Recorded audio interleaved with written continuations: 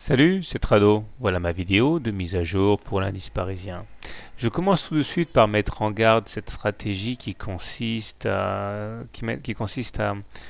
faire des anticipations d'étoiles du soir. Voilà, hier donc nous avons eu un doji en forme de bébé abandonné et certains ont très vite conclu à la possibilité d'une étoile du soir, c'est-à-dire une autre bougie ici. Je vous renvoie ma vidéo didactique sur mon blog à prendre. Et certains, par mail privé, m'ont dit qu'ils initiaient un short sur la base de cette potentielle étoile du soir.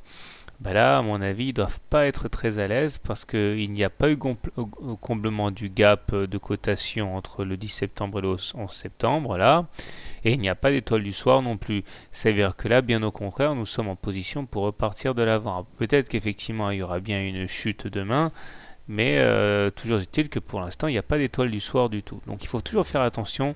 On a le droit d'anticiper pour essayer de maximiser le profit, mais il faut savoir que plus on anticipe, plus on prend le risque de se planter. Après, c'est une question de money management aussi, hein.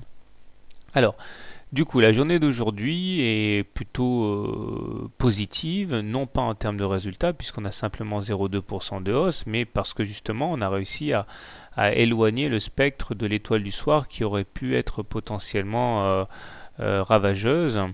Du coup, les indicateurs techniques continuent à être très bien orientés, avec un MACD au-dessus de son signal et croissant, un stochastique toujours enfermé en zone de surachat, très bien, et momentum également très fortement positif sur des niveaux très élevés.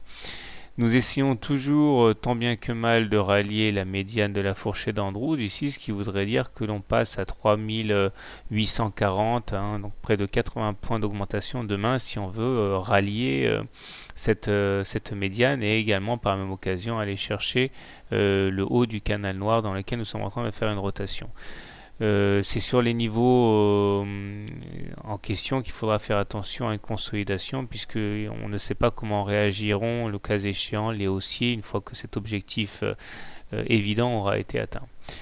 J'ai mis le support à 3731 ici qui correspond en fait au début du gap haussier d'hier. On a coutume de dire qu'effectivement ça joue comme support. La résistance est toujours sur le haut du 5 août. M7, M20 croissante, croisement M7, M20, bon tout ça c'est très bon. J'attire quand même votre attention sur le fait qu'on n'a toujours pas eu de pullback sur la moyenne mobile à 20 séances et ça, vous pensez bien qu'à un moment ou à un autre, on aura ce pullback, hein. Donc il faut faire attention quand on rentre maintenant de savoir qu'on a cette épée de Damoclès. Alors comment trader le CAC demain? Si vous êtes haussier, plusieurs solutions, soit vous achetez au plus près du gap ou sur renforcement du gap, là sur les 3730, objectif aller chercher les 3807 en intraday. Si vous êtes plus prudent, vous attendrez le pullback sur un moyenne mobile à 20 séances pour acheter. Si vous êtes baissier et si vous voulez trader short l'or, je pense qu'il est urgent d'attendre et d'assister à un refus de passer la médiane ou lorsque la médiane se sera vraiment trop éloignée des cours pour qu'elle puisse être atteinte pour shorter. Là, dans les médias, ça serait un petit peu dangereux de shorter parce que tout le monde à ce niveau-là, c'est des 3850 en ligne de mire pour les haussiers. Donc vous vous mettriez clairement en difficulté en étant contre-tendance. Voilà, donc personnellement, je reste aujourd'hui, comme hier, comme avant-hier, etc., plutôt haussier, hein. On vaut mieux se mettre toujours dans le sens de la tendance, c'est plus confortable qu'essayer de remonter le courant.